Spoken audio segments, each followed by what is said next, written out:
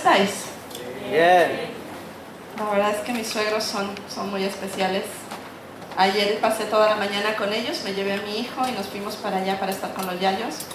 Y yo veía a mi suegro con 90 años, ya bastante malito, bastante decaído, y veía a mi suegra con 90 años acariciarlo. ¿Cómo está mi chico? ¿Cómo estás, cariño? Y decía, wow, yo quiero llegar así. Bueno, vamos a hablar hoy un poquito, vamos a continuar un poquito con el tema de la semana pasada. ¿Quiénes se acuerdan de qué os predicaron la semana pasada? A ver, los límites, no, eso fue más atrás, pero también poner límites a nuestras emociones. Vale, muy bien, ahora sí, límites a las emociones. ¿Estáis emocionados? Poner límites.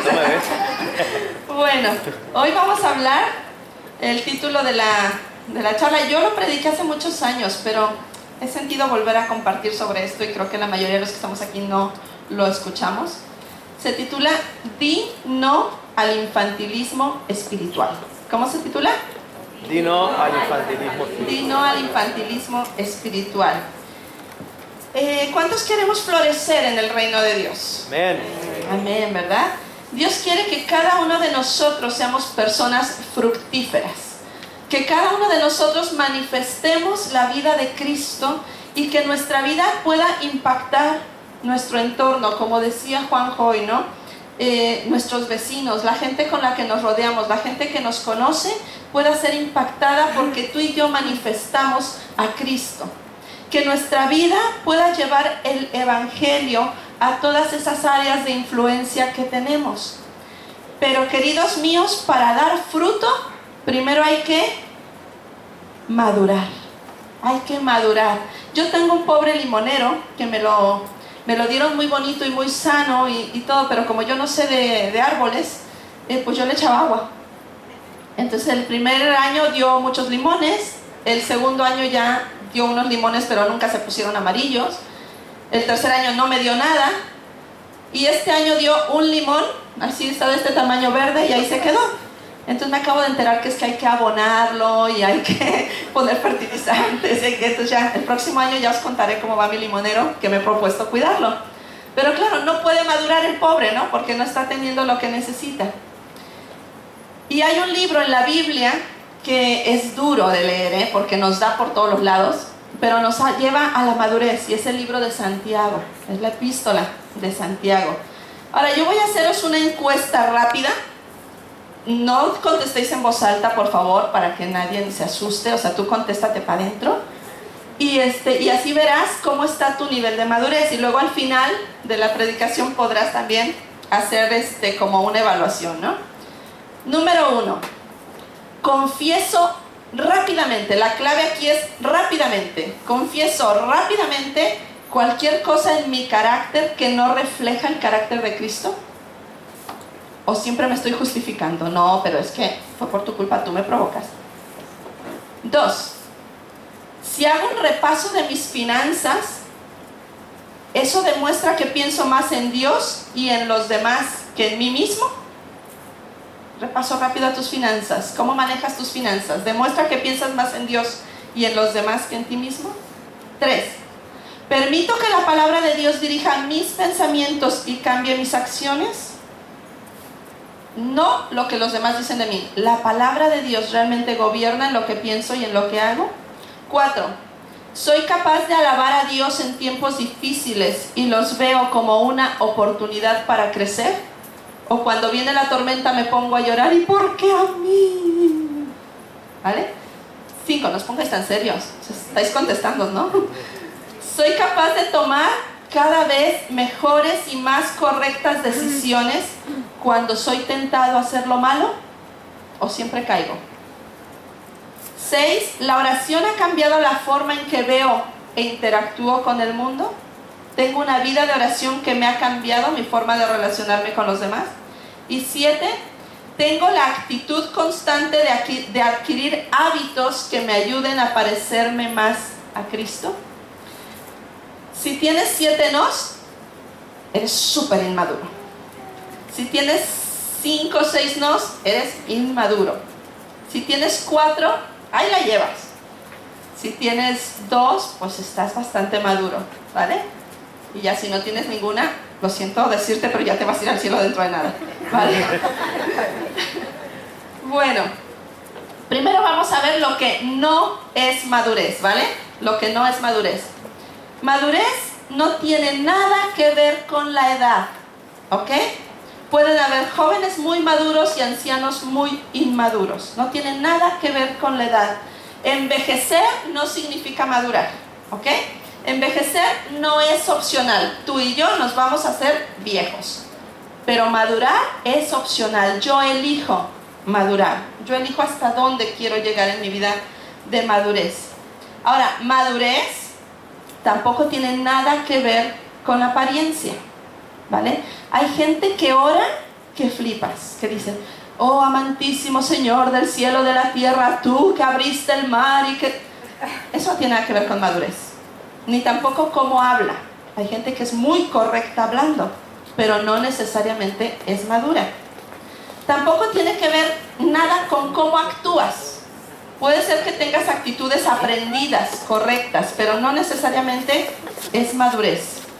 El problema es cómo reaccionas en los tiempos de crisis, en los tiempos difíciles. ¿Os acordáis del rey de Samuel cuando iba a escoger un rey para Israel? Que él se dejó llevar por la apariencia y dijo: uy, este chico guapo, alto, y Dios le dijo: no, ese no es. Y el otro, y el otro, y el otro, y en todos encontraba virtudes, menos en aquel pobre perdido que estaba oliendo a ovejas allá todo sudado en el monte. Y Dios dijo: es que yo no miro la apariencia, yo miro el corazón. Entonces, madurez no tiene nada que ver con apariencia. Madurez no tiene nada que ver con títulos académicos. Hay personas que tienen licenciatura, maestría, posgrado, doctorados y un montón de carreras, pero no son maduras, se desploman en el primer conflicto. No tiene nada que ver con títulos académicos. Hay personas empresarias con muchísimo dinero que son directores de empresa y que no pueden solucionar su matrimonio, que no pueden resolver un conflicto en casa. Entonces no tiene nada que ver con títulos ni con posición. Ahora, ¿con qué tiene que ver la madurez? La madurez tiene que ver con actitud. Entonces todos tenemos la necesidad de seguir madurando y, como decía antes, no podemos llenarnos de años y seguir siendo inmaduros. Ahora, vamos a ver 5 señales de madurez cristiana, ¿ok? Para los que estáis tomando nota, número 1. Una persona madura es positiva bajo presión.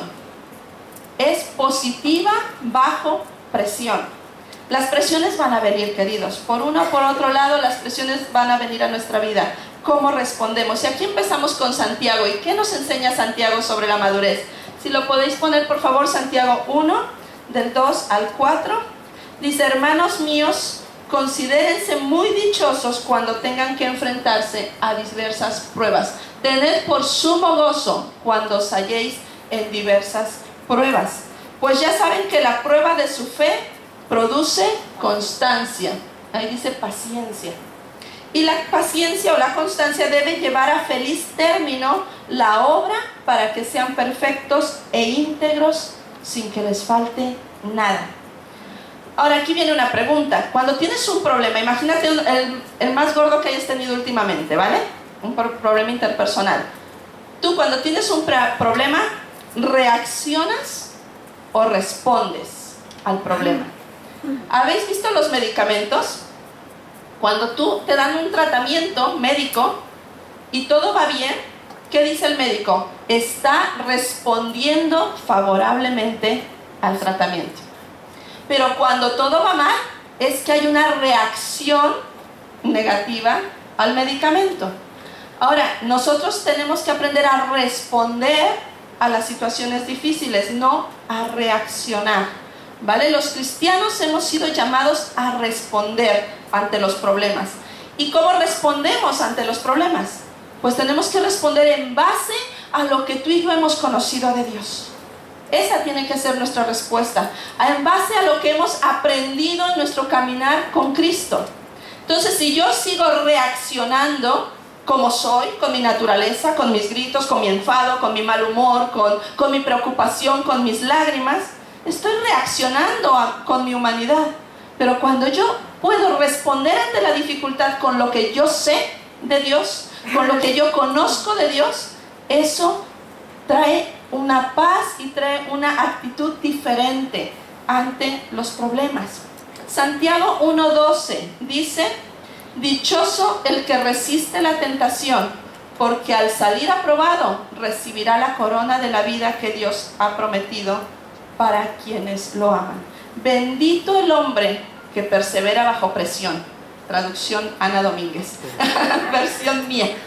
Bendito aquel que puede perseverar bajo la presión.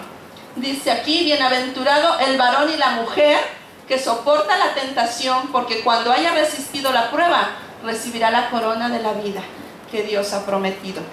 Entonces, el primer síntoma de madurez es poder reaccionar positivamente bajo presión. El segundo, que nos va a enseñar Santiago: una persona madura es una persona sensible a su prójimo. Santiago, la verdad es que yo creo que es uno de los escritores más incómodos que hay en la Biblia, más duros. Y en esa época en que él escribe, dice la Biblia o cuenta la historia, tú ves el contexto, había una gran hambruna, había una gran crisis, habían carencias impresionantes en medio de la sociedad. Y Santiago nos insta a ser maduros y a fijarnos en las necesidades de los demás. Una persona inmadura solo piensa en sí mismo. Yo tengo un hijo pequeño, tiene 6 años, pero tiene un déficit de madurez, tiene un retraso madurativo, entonces él estará en los 4, por ahí más o menos. Y claro, tú lo ves que aún reacciona con rabietas, pero cuando era pequeñito, tendría 2 añitos, me acuerdo que un día estábamos en el patio, ¿te acuerdas? Y estaba haciendo una rabieta impresionante hacia mí, o sea, estaba enfadado conmigo. Entonces estaba ahí su padre con el móvil grabándolo. ¿Qué padre no ha grabado a su hijo haciendo rabietas? ¿Verdad? Estaba grabándolo. Y entonces yo dije: paso de ti. Y me metí a la cocina. Y entonces él se quedó tranquilo en el patio, se levantó, me vio en la cocina y se volvió a tirar, a hacer rabieta, ¿no? Y le dije: que te ignoro, ¿qué paso de ti? Me fui a la habitación. Se volvió a tranquilizar, se volvió a relajar, se levantó, fue a la habitación y otra vez, ¿no? A buscarme haciendo la rabieta. ¿Por qué? Porque solo pensaba en sí mismo y en tener mi atención era lo único que a él le importaba. Le daba igual todo lo demás, incluso su propio problema, que había sido mi no, le daba igual. Lo que él quería era mi atención, como fuera. Y a veces como adultos reaccionamos así, ¿verdad? Estamos en casa peleando con el marido y ¡guay! Decimos y tal, y salimos y nos vamos todos tranquilos a trabajar, nos ponemos la sonrisa, somos super guays en el trabajo y regresamos a casa y otra vez ¡guay! Seguimos con la rabieta, ¿no? Una persona madura es sensible a su prójimo. ¿Qué nos dice Santiago? Santiago 2, del 1 al 9. Hermanos míos, la fe que tienen en nuestro glorioso Señor Jesucristo no debe dar lugar a favoritismos. Esto lo dice en la Nueva Versión Internacional. Hermanos míos, que vuestra fe en nuestro glorioso Señor Jesucristo sea sin acepción de personas. No debe dar lugar a favoritismos. Y aquí me encanta. Dice: supongamos que en el lugar donde se reúnen entra un hombre con anillo de oro, ropa elegante, pero también entra una persona desarrapada, un indigente.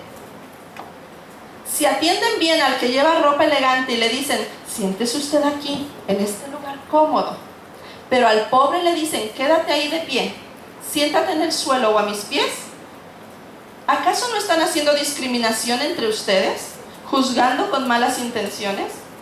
Escuchen, mis queridos hermanos, ¿no ha escogido Dios a los que son pobres según el mundo para que sean ricos en la fe y hereden el reino que prometió a quienes lo aman? Pero ustedes han menospreciado al pobre. ¿No son los ricos quienes los explotan a ustedes y los arrastran ante los tribunales? ¿No son ellos los que blasfeman el buen nombre de a quien ustedes pertenecen? Hacen muy bien si de veras cumplen la ley suprema de la Escritura: ama a tu prójimo como a ti mismo. Pero si muestran algún favoritismo, pecan y son culpables, pues la misma ley los acusa de ser transgresores. ¿Cómo reaccionamos ante las escalas sociales, ante los estatus de la sociedad?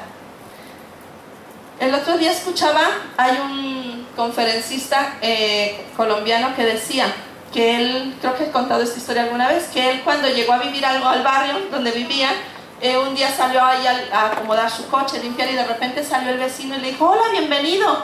Ay, gracias. ¿A qué te dedicas? Bueno, pues estoy montando una empresa, doy conferencias, tal.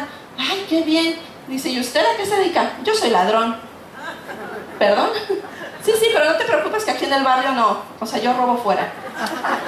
Y entonces entró y le dijo a su mujer: oye, nuestro vecino es ladrón. ¿Qué? ¿Pero qué dices? ¿Cómo se te ocurre? No, que me lo ha dicho él. Y dice: pero es ladrón honesto, o sea, me lo ha dicho y encima me ha dicho que no roba en el barrio, entonces podemos estar tranquilos. Y dice él, yo viví 10 años al lado de esta persona y nunca me robó. Dice: pero ¿tú sabes cuánta gente de corbata me ha robado? ¿Cuánta gente de camisa y cuello blanco me han robado? Porque la apariencia no tiene nada que ver, ¿verdad? Entonces aquí lo que está diciendo es: no nos dejemos llevar por las apariencias. No seas una persona que se deslumbra por las cosas económicas o por la situación de las personas. Yo me acuerdo que, no sé los que sois latinos cómo sea en vuestro país, pero en México, si eres rubio de ojos azules, todo el mundo se postra ante ti. No importa que seas un sinvergüenza, ¿vale? Pero ya, si eres indígena, si vienes con sandalias hechas de cuero, si traes tu ropa típica de tu tribu indígena, son despreciados por el mismo latino, por el mismo mexicano. O sea, y tenemos un corazón en nuestra naturaleza que se deja deslumbrar por lo bello, pero no mira el corazón y no mira la intención. Y te aseguro, hay una mujer, Rigoberta Menchú, que es guatemalteca, que ganó el premio Nobel, ¿vale? Y que ella se presenta ante reyes y se presenta ante grandes ministros y grandes presidentes con su traje indígena. Ella va así. Y es una premio Nobel. Y tuve la oportunidad de entrevistarla hace unos años, cuando recién había ganado el premio Nobel. Y algo que ella me decía era que ella llegó a trabajar a casa de un gran señor, de un gran escritor mexicano. Ella llegó a ser la chica de la limpieza. Y este señor le cogió cariño y la enseñó a leer, y la enseñó a escribir, y la ayudó a estudiar, y le fomentó las ganas de luchar por su gente. Y entonces ella empezó su lucha por su gente. Dice: pero cuando estábamos con los amigos de mi jefe, nadie me miraba. Me daban la espalda, me trataban y me tronaban los dedos. Tráeme la comida, sírveme, ponme. Dice: pero cuando volví con el premio Nobel, todo el mundo tocaba a mi puerta y me decía: Rigoberta, ¿te acuerdas? Soy la amiga de fulanito. ¿Te acuerdas de mí? Soy tal. Porque así somos, así es el corazón humano. Tenemos que tener cuidado. Una persona madura es sensible a su prójimo y no muestra favoritismo. En el versículo 1 nos dice eso. En el versículo 2 que hemos leído, no mira a la gente de arriba hacia abajo. Dice aquí, supongamos que en el lugar donde se reúnen entra un hombre con anillo de oro y ropa elegante y también un hombre desarrapado. Una persona madura no mira a nadie de arriba hacia abajo. No insulta a las personas. No juzga por las apariencias y no explota a las personas. Desgraciadamente vivimos en un país donde mucha gente es explotada por el simple hecho de ser inmigrante. Y si tú tienes una empresa, si Dios te ha permitido tener un puesto de autoridad y eres cristiano, no puedes explotar a nadie. Tienes que ser justo con tus trabajadores, sea quien sea, su color de piel, su descendencia, su raza, da igual. Bueno, una persona madura que mira por su prójimo no se enfoca en sí misma.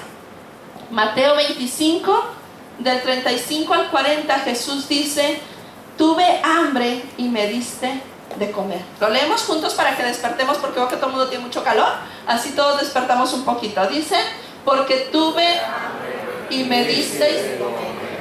Tuve sed, fui forastero, estuve y me cubristeis, enfermo, en la cárcel y vinisteis a mí.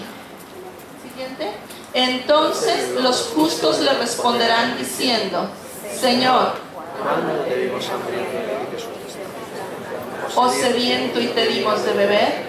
¿Y Cuando cuando te vimos forastero y te recogimos. o desnudo y te cubrimos? ¿Seguimos? ¿O cuando te vimos? Y respondiendo el rey les dirá: de cierto os digo que en cuanto lo hicisteis a uno de estos mis hermanos más pequeños, a mí me lo hicisteis. ¿Sabes una cosa? Dios nos va a juzgar a ti y a mí por la manera en que hemos tratado a las personas. Y eso lo tenemos que tener súper claro. El día que nos presentemos ante Dios, seremos juzgados por la manera en que tratamos a las personas. Así que una persona madura es una persona que no se enfoca en sí mismo, sino tiene misericordia y compasión por los demás. 3. Una persona madura, ha controlado su lengua. No sé por qué cuando vas al médico siempre le dices: me duele el abdomen, saca la lengua, a ver, y te pone el palito, ¿no? Es que me duele la rodilla, saca la lengua. Siempre te ve que la lengua dice mucho, ¿no?, de nuestras enfermedades. Pues también nuestra lengua dice mucho de nuestra madurez. En Santiago 3:2 dice: todos fallamos mucho. Si alguien nunca falla en lo que dice, es una persona perfecta, capaz también de controlar todo su cuerpo. El autocontrol, queridos, de las emociones, el autocontrol de tus reacciones, el autocontrol personal empieza por controlar nuestra lengua. Nuestra lengua. La lengua en la Biblia es comparada con varias cosas interesantes. Es comparada con el freno de los caballos, ¿vale? ¿Dónde está el freno de los caballos? ¿Verdad? Cuando tú tiras del bozal que lleva el caballo frena. Así es la lengua. Es parecida al timón de un barco. Dice que el timón de un barco es pequeñito, pero dirige una nave enorme a un destino. Así que esta pequeñita que tenemos va a dirigir tu destino, te va a llevar a algún sitio. Cuidado cómo la estamos usando. Y también dice la Biblia que es como una pequeña chispa que enciende un fuego, que puede quemar un bosque. Y aquí en esta zona lo hemos sabido, ¿verdad? Nosotros íbamos a Bugarra, ¿os acordáis? A los primeros años al río a bautizarnos, hasta que una pequeña colilla de cigarro quemó todo el bosque y ya no pudimos seguir, y gracias a Dios descubrimos el lago de Ana. Pero una pequeña chispa enciende un bosque. Una pequeña palabra puede romper relaciones. Cuidado con nuestra lengua. Lo que dices dirige tu vida para bien o para mal. Lo que dices controla tu vida. Y no podemos confundir franqueza con sensatez. Hay gente que dice: es que yo soy muy directo, yo digo lo que pienso. Perfecto, pero no me ofendas, ¿vale? Necesitamos también decir las cosas con tacto y con consideración. O sea, eso de que yo soy muy franco me parece genial, pero ahora envuelve tu franqueza con amor. Envuelve tu franqueza con compasión, ¿ok? Efesios 4:29 dice: eviten toda conversación obscena, por el contrario, que sus palabras contribuyan a la necesaria edificación y sean de bendición para quienes les escuchan. Eviten toda conversación obscena. Si tú estás en medio de una conversación de compañeros de trabajo, en una conversación del instituto, de tus amigos que no son creyentes, y la conversación va alrededor de doble sentido, de palabrotas, de tacos, de cosas que no tienen nada que ver con Cristo, evítala. Lo peor de todo es que hay cristianos que van diciendo palabrotas. Eso es lo peor.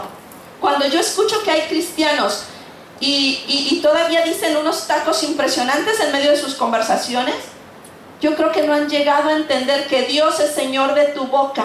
Dios es Señor de tu lengua. Cuando subes en el Instagram, en el Facebook, en el estado de WhatsApp, fotos donde hay palabrotas, perdóname, pero estás ofendiendo al Señor.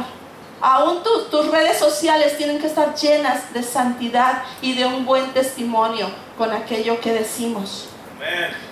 Si llevas años en la iglesia, si asistes a todas las reuniones, ¿vale?, pero no puedes frenar tu lengua cuando te enojas, cuidado. Santiago 1:26. Si alguien se cree religioso, pero no le pone freno a su lengua, se engaña a sí mismo y su religión no sirve para nada. ¿Cómo lo dice aquí? Santiago 1:26, por favor, cuando podáis lo ponéis. Por mucho que tú vengas a la iglesia, por mucho que tú seas cristiano, si alguno se cree religioso entre vosotros y no refrena su lengua, sino que engaña su corazón, la religión del tal es vana. Amén. Si eres una persona cristiana, que llevas la Biblia en el móvil, porque ahora ya casi nadie la lleva en papel. ¿Cuántos traéis Biblia de papel todavía aquí en la iglesia? A ver. Amén, amén, aleluya. Oh, qué Amén, bueno, amén. mira. Amén. Yo estoy en ello, luchando por volver a la Biblia de papel, pero me tira la digital. Bueno, si tú vas con la Biblia en el móvil, en papel, si tú dices, por favor, si no vas a dar testimonio, no digas que eres de vida cristiana. Pero si dices que eres de vida cristiana y todavía no puedes frenar tu lengua cuando te enojas, si creas chismes, si criticas, si juzgas, de nada te ha servido conocer a Dios y venir a la iglesia. De nada nos hace, no me quitéis los versículos hasta que pasemos al siguiente. ¿Vale? De nada, la religión es vana, no nos ha servido. ¿Sabes? Cristo no murió para traernos una religión, sino un nuevo estilo de vida a través de nuestra relación personal con Dios y de aplicar la palabra de Dios a nuestra vida. Aquí no estamos predicando ninguna religión, estamos predicando un estilo de vida diferente a través del mensaje de la cruz. Amén. Entonces, si no nos ha cambiado el mensaje de la cruz, aún no somos nada, no vale para nada. Y con respecto a la franqueza, solo quiero dejar una frase, ¿vale? Si no va a edificar, cállate. Si no vas a edificar, cállate. Por mucho que digas, es que yo voy a decirle, como decimos a los niños, candado y tiras la llave, ¿vale? Una persona madura, número 4, es un pacificador, no un alborotador. Santiago, seguimos con Santiago 4:1. Dice, ¿de dónde surgen las guerras y los conflictos entre ustedes? ¿No es precisamente de las pasiones que luchan dentro de ustedes mismos? ¿No es de vuestras pasiones las cuales combaten en vuestros miembros? ¿De dónde vienen los problemas? ¿Eres una persona polémica? ¿Te gusta discutir? Hay gente que disfruta la discusión, así, la saborea la discusión. ¿Lastimas a las personas cuando discutes? ¿Cómo eres? No nos digas. ¿Sabes? Una persona que no tiene conflictos, una persona que vive tranquila, una persona que sabe gestionar bajo presión, es una persona madura. Hay personas, yo conozco personas que tienen conflicto con quien se pongan, donde los pongas, en la iglesia que los pongas, en el trabajo que los pongas, con las personas que los relaciones, siempre tienen conflictos. Es que no me quiere, es que le caigo mal, es que me tiene envidia, es que fíjate, cuando todo el mundo te tiene envidia, cuando con todo el mundo tienes problemas, cuando todo el mundo te mira mal, ¿no será el problema tuyo? ¿No serás tú el problema? Cuidado. Yo he estado en iglesias y he conocido personas que tienen problemas con toda la iglesia, con el pastor, con el líder de los jóvenes de sus hijos, con la hermana de la limpieza porque justo su silla no la limpió, porque no sé cuánto, y se van a la otra iglesia y lo mismo, y se van a la otra y lo mismo. Pues el problema será mío, ¿no? Cuando tengo problemas con todo el mundo. La falta de conflicto en la vida es señal de madurez. Yo no sé, pero yo estoy llegando a una etapa en mi vida que quiero relajarme, quiero disfrutar de mi esposo, de mi hijo, de mi casa, de mis amigos, de mi familia en el Señor. Si vamos a un restaurante y me preguntan qué quiero comer, le digo al camarero, ¿qué sugieres? No tengo ganas de complicarme la vida. Vamos a relajarnos y a llevarnos bien, ¿vale? La falta de conflicto es señal de madurez. Y la primera causa de conflicto es el egoísmo. Por eso tenemos conflictos, porque somos egoístas. Y nuestro yo es gigante, es enorme. Y entonces soy yo el centro de atención, soy yo el importante, mi idea, mi manera de pensar es la correcta, tú estás equivocada, ¿vale? O sea, soy yo. y yo, y yo, y yo. Y entonces el egoísmo es lo que trae conflicto, porque no cedo espacio a los demás, no cedo para ver qué piensan los demás, qué me pueden aportar los demás, qué ideas tienen los demás. Y la otra fuente de conflicto es juzgar a los demás. Es juzgar a los demás. Dice la Biblia que hay algo que es importante, y es que no tenemos que juzgar a nadie, porque el único juez justo es Dios. Cuando yo me pongo en el papel de Dios a juzgar a mi hermano, a juzgar a mi hermana, a juzgar a mi vecino, a juzgar a mi esposo o a mis hijos, estoy poniéndome en el papel de Dios. Yo no soy quien para juzgar a nadie. Número 1, yo no soy Dios. Número 2, solo Dios conoce todos los hechos. A veces me ayuda el poder estar en el papel como esposa del pastor, porque a veces me vienen algunos, casi siempre me relaciono más con los chavales, ¿vale? Con los jóvenes, así me siento joven.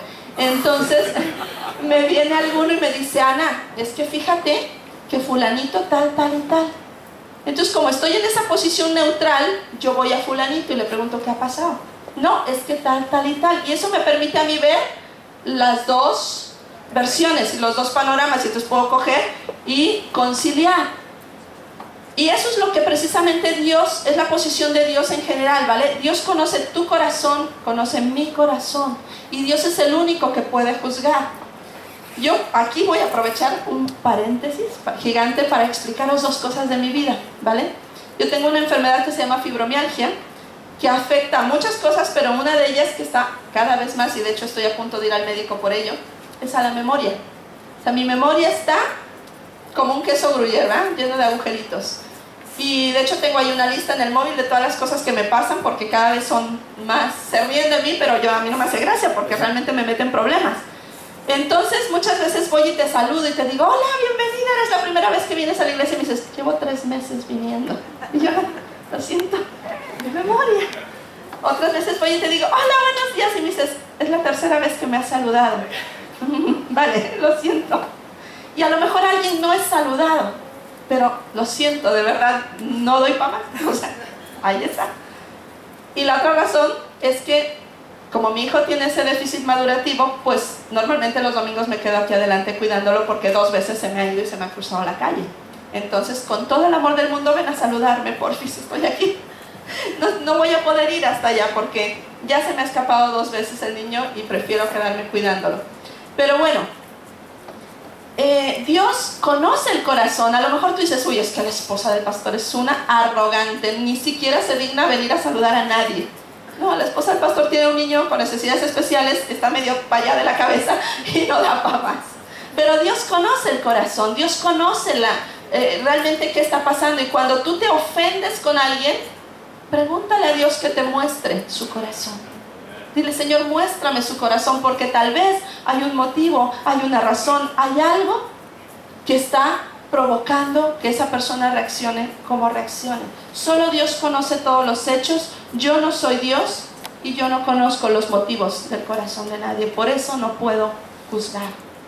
Cuidemos lo que hablamos, aunque sea verdad. Como dije antes, si no va a edificar, no lo digas. Cállate, Ana. Callémonos. Y por último, una persona madura es paciente y poderosa en la oración. Si quieres madurar, tienes que esforzarte en estas 2 áreas: paciencia y oración. La oración y la paciencia son hermanas gemelas, van de la mano. Santiago 5, del 7 al 11 dice: por tanto, hermanos, tengan paciencia hasta la venida del Señor. Miren cómo el agricultor espera a que la tierra dé su precioso fruto, y con qué paciencia aguarda las temporadas de lluvia. Tengamos paciencia. Así también ustedes manténganse firmes y aguarden con paciencia la venida del Señor, que ya se acerca. No se quejen unos de otros. No te quejes de tu marido, no te quejes de tu mujer, no te quejes de tus hijos, no te quejes de tus amigos. No se quejen unos de otros. Hermanos, para que no sean juzgados, el juez ya está a la puerta. Tomen como ejemplo de sufrimiento y de paciencia a los profetas que hablaron en el nombre del Señor. Consideramos dichosos a los que perseveran. Ustedes han oído hablar de la perseverancia de Job y han visto lo que al final le dio el Señor. Es que el Señor es muy compasivo y misericordioso. Paciencia. En la carta de Santiago, la palabra oración aparece 7 veces. Un número perfecto, 7 veces. Y la palabra paciencia aparece 5 veces. Y casi siempre acompañadas la una de la otra. Oración y paciencia. ¿Y sabes por qué necesitamos paciencia? Porque solo Dios sabe el momento exacto en que necesitamos la respuesta. Yo la quiero ya, pero Dios sabe cuándo. Y la respuesta de Dios no siempre es sí, mijita, lo que tú quieras, cariño mío. No, a veces Dios dice sí, pero a veces dice no, no te conviene, no te lo doy, espera. Yo llevo 13 años esperando a que Dios me diga sí, a poder ampliar mi casa. Y todavía no lo ha dicho. Vamos en ello, Estamos en el, sí, pero yo sigo en el espera y sigue esperando, ¿vale? Entonces, Dios muchas veces nos va a decir, espera, no es el tiempo, no es el momento, no es la forma. Yo creo que si Dios me hubiera dicho sí hace 13 años, nos hubiésemos hundido con la crisis.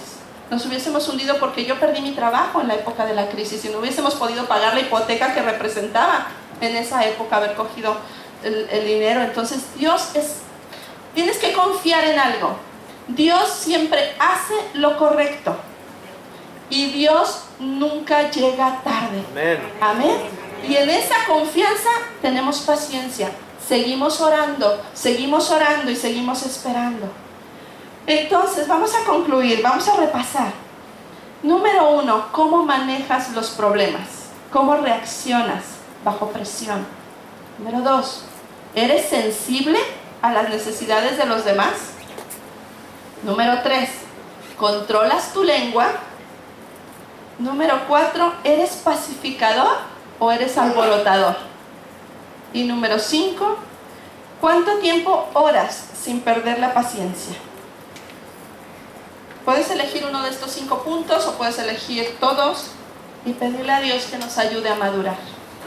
Yo cuando alguien se añade al grupo de alabanza tenemos unas normas y uno de los puntos que yo les digo, y esto va para cualquier ministerio de la iglesia, tienes que aprender a hacer una solución, no un problema. A lo mejor el viernes llegaron los pobres chicos para una vez que llegan todos puntuales al ensayo y se había ido la luz en el barrio y no subía la persiana. Fueron corriendo a mi casa, les di llaves de la asociación, entraron, ya llegó la luz, encendieron todo, se pusieron a ensayar, se volvió a ir la luz. ¿Qué pasa si uno de ellos empieza, pues no veas, qué mal rollo, ¿no? ¿Y ahora qué hacemos? Pues no sé qué, no sé cuánto. Y empieza a crear mal ambiente. Y todos empiezan a poner nerviosos. Uy, pues ya verás tú, vendrá la gente y aquí a capela, a ver cómo le hacemos. Y yo preparando la canción toda la semana y ensayando en mi casa y ahora que no haya luz, ¿cómo empieza a formarse el ambiente? ¿Saben lo que hicieron? Dijeron, no pasa nada, si no hay luz tocamos la caja y la guitarra y lo sacamos adelante. Eso es ser solucionador, no creador de conflictos. Amén. Vamos a orar, vamos a ponernos de pie. Y yo te voy a pedir que mientras oramos tú hagas una mirada hacia adentro, a tu madurez, a tu manera de reaccionar, porque te aseguro que si nosotros seguimos el consejo de Santiago, si nosotros cogemos el libro de Santiago y empezamos a meterlo dentro de nosotros, a trabajar en ello en nuestro corazón, nuestra vida, nuestro matrimonio, nuestras relaciones, nuestro trabajo va a ser más llevadero. Señor, gracias. Gracias por el precioso consejo de tu palabra. Gracias, Señor, porque no hay un cabo suelto que tú hayas dejado para nuestra vida, para nuestro crecimiento, para nuestra madurez. Señor, queremos llegar un día a estar delante de ti en el cielo y que nos digas, buen siervo fiel. En lo poco que te di has sido fiel, en lo mucho te pondré. Entra en el gozo de tu Señor. Señor, queremos ser hombres y mujeres capaces de poder manejar la presión con la paz de tu Espíritu Santo, con una actitud correcta. Señor, confiando en tu perfecta voluntad, Señor, y siendo capaces de amar a nuestro prójimo.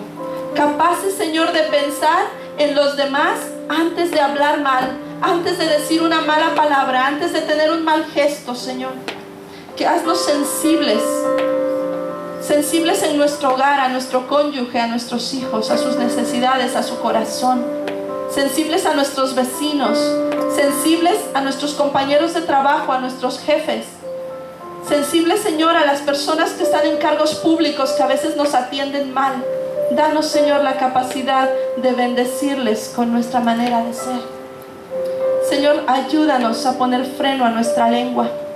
Ayúdanos, Señor, a que aquello que vayamos a decir, que va a ofender, que va a lastimar, que va a ir en contra de ti, tu Espíritu Santo nos encienda una luz amarilla dentro de nosotros que nos diga: para, controla tu lengua.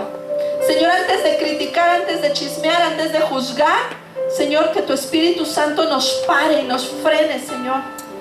Haznos pacificadores como tú lo eres, Señor. Señor, que seamos agentes de bendición, embajadores de paz en medio de este mundo tan conflictivo, Señor. Y Señor, danos esa capacidad de paciencia para esperar en oración la respuesta tuya. Señor, que seamos capaces de perseverar en la oración, en la palabra. Señor, de responder con aquello que conocemos de ti a la espera, Señor, a decir: yo sé que mi Redentor vive, yo sé que me levantará del polvo, yo sé que Él es el que rescata del hoyo mi vida, yo sé que Él es el que me corona de favores y de misericordia, y voy a esperar firme en la respuesta de Dios. No voy a bajar la guardia, voy a seguir orando. Oh, Señor, yo oro por cada familia que está en este lugar. Señor, que tú bendigas cada hogar con tu paz. Bendigas cada matrimonio con tu paz. Bendigas la relación de padres e hijos con tu paz. Señor, y que podamos ser familias fuertes en medio de un mundo, Señor, que se está cayendo a trocitos, donde el mundo entero nos está bombardeando para destruir la familia. Levanta en esta generación de tus hijos familias fuertes. En el nombre de Jesús te lo pedimos y te amamos, oh Dios, por quien eres y por lo que nos das.